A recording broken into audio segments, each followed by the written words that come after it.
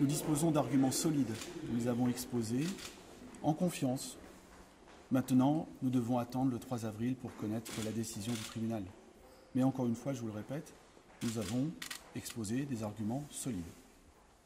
Notamment cette lettre dont vous avez parlé de la LFP qui revient sur la décision.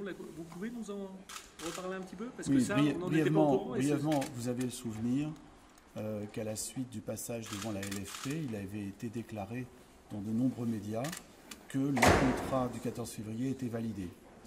Et la LFP a été à ce point en désaccord avec ces affirmations qu'elle a envoyé une lettre aux 2 avocats, dont moi, pour indiquer que ça n'était pas du tout le sens de sa décision.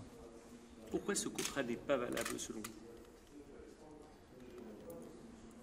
J'ai exposé tout ça dans la plaidoirie. Je ne souhaite pas refaire la plaidoirie ici. Vous l'avez vu. Il y a eu, moi je vais vous dire quel est le contrat valable. Il y a eu un contrat signé entre les parties le 1er juillet et homologué par la LFP. C'est le seul contrat de travail qui existe dans cette affaire. Il n'y a pas de parachute doré dans ce contrat de travail. Voilà.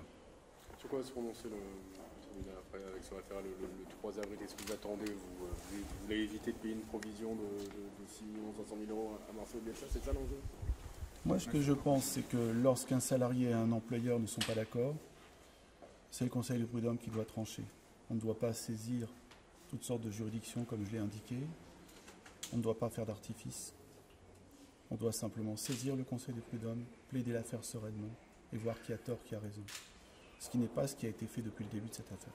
Et quelle différence fondamentalement y a-t-il entre cette convention signée en février et le contrat signé en juillet? C'est ce contrat signé en juillet qui est le moins préjudiciable pour le LOSC dans le cadre d'une rupture de contrat? Je ne souhaite pas m'exprimer davantage sur ce sujet. On voudrait comprendre pourquoi vous souhaitez que ce soit ce contrat-là qui est mis en cause, qui est mis en œuvre. Dans le contrat de travail, il n'est pas prévu de clause de parachute doré. Donc, pour moi, c'est ça qui fait la loi des parties. Voilà. On entendait la défense de Marcel Bielsa qui disait qu'il était prêt à un accord à l'amiable jusqu'au bout, vous aussi? Nous n'avons jamais reçu d'offre, aucune offre chiffrée, aucune invitation, en dépit de ce qui vient d'être dit. Donc, j'attends. Vous ne servez pas là, quoi. J'attends. Merci beaucoup. Au revoir.